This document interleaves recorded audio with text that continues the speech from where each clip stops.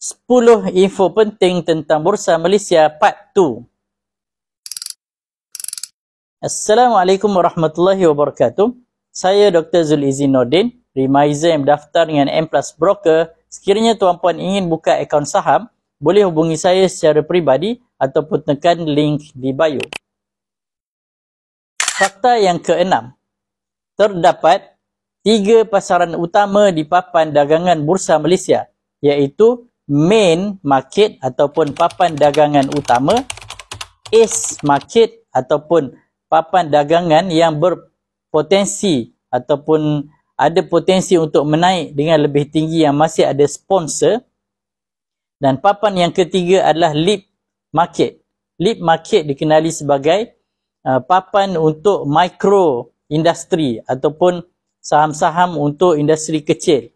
Alright. Main market terdiri daripada syarikat-syarikat besar dan banyak di antara blue chip tersenarai di dalam main market.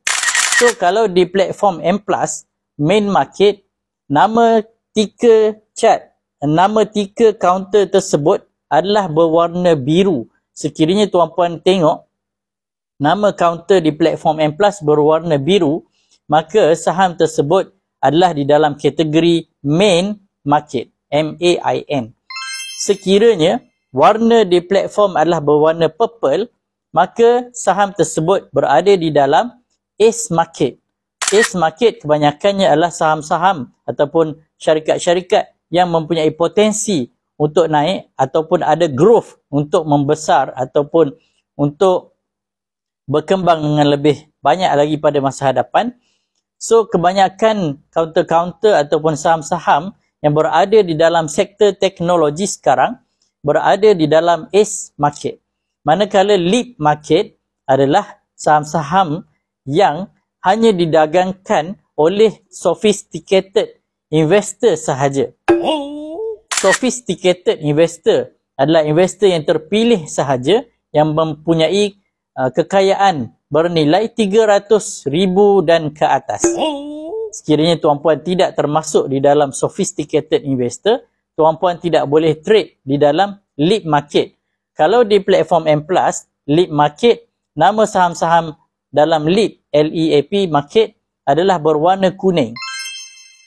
Alright. Fakta yang ketujuh, info yang ketujuh berkenaan dengan Bursa Malaysia adalah minimum untuk membeli saham adalah satu lot. Satu lot bersamaan dengan 100 unit saham. Satu unit saham mewakili harga saham semasa satu unit. Sebagai contoh, untuk saham XOX, satu unit saham XOX adalah bernilai RM0.015.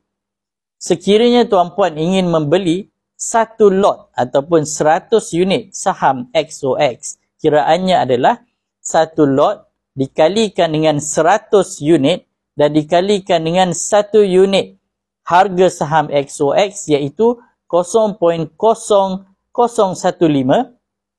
maka modal tuan-puan untuk membeli satu lot saham XOX hanyalah RM1.50 sahaja.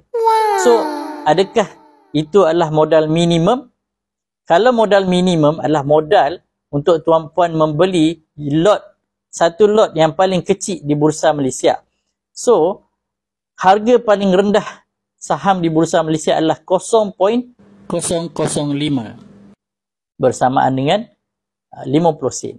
So, itu belum dikira untuk brokerage fee. So, untuk sekali beli dan jual, total lebih kurang dalam RM26. So, beli dan jual total RM26. Sekiranya tuan-puan dapat membuat untung sebanyak RM50, maka selebihnya setelah ditolak daripada RM26, itu adalah dikira sebagai untung bersih. Sekiranya modal tuan-puan hanya RM1.50, itu adalah tidak berbaloi sekiranya tuan-puan ingin membeli saham di Bursa Malaysia. Sebaik-baiknya minimum modal yang tuan-puan perlu ada adalah sekurang-kurangnya RM1,000 dan ke atas. Alright. Info yang ke-8. Kenaikan dan penurunan harga sesuatu saham di Bursa Malaysia dipanggil sebagai bid ataupun bida. Setiap satu bid ataupun setiap satu bida adalah mewakili pergerakan harga naik dan harga turun saham-saham di bursa.